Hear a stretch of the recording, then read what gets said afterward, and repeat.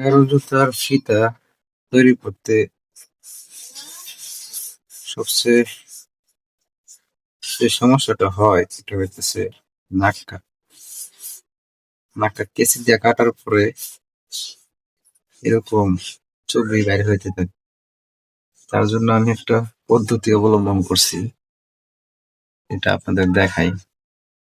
এই যে দেখেন, একটা তাতাল দিয়ে আমি একটা কাটার বানায় নিলাম আর কি। এটা অনেকে জানেন, কিন্তু এভাবে কেউ মনে হয় না করছে। এরকম একটা হিটার পাওয়া যায় মার্কেটে, 3,000 থেকে 4,000 টাকা লাগে এরকম একটা হিটার। 4,000 টাকা লাগে সর্বনিম্ন। তো আমি এর এত টাকা খরচ করলাম না, আমি একটু কম খরচের মধ্যেই সেট আপ করতে পছন্দ করি, খরচটা বাঁচানোর সবসময় চেষ্টা করি। তবে সেটা অনেক সময় হয়, আবার অনেক সময় হয় না। তো না হইলেও মানে একটা অভিজ্ঞতা তৈরি হয়ে যায়, এটা আমার করতে ভালো লাগে। তো এটা বলি কিভাবে করলাম। এই তাতালটা আমি নিছি 250 টাকা দিয়া।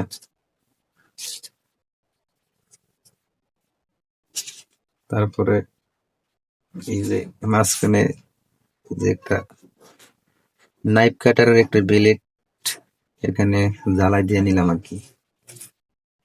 ওই যে জ্বালাই দিলাম, হেরে দিলাম আরো 100 টাকা, কারণ ওই গ্যাসের জ্বালাই 100 টাকা না দিলে এবারে মানে না। চাইছিলাম 50 টাকা দিতে, কিন্তু এবার 100 টাকা দিতে হবে। চিন্তা করলাম 100 টাকা দিতে আমার লস নাই যদি এটা কাজ হয়।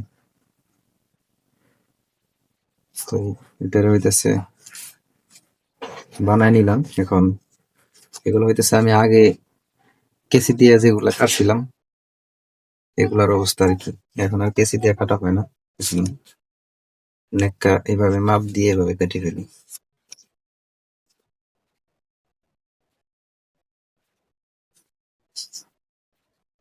এই আর কি বিষয়। আহ আশা করি সকলে ভালো আছেন।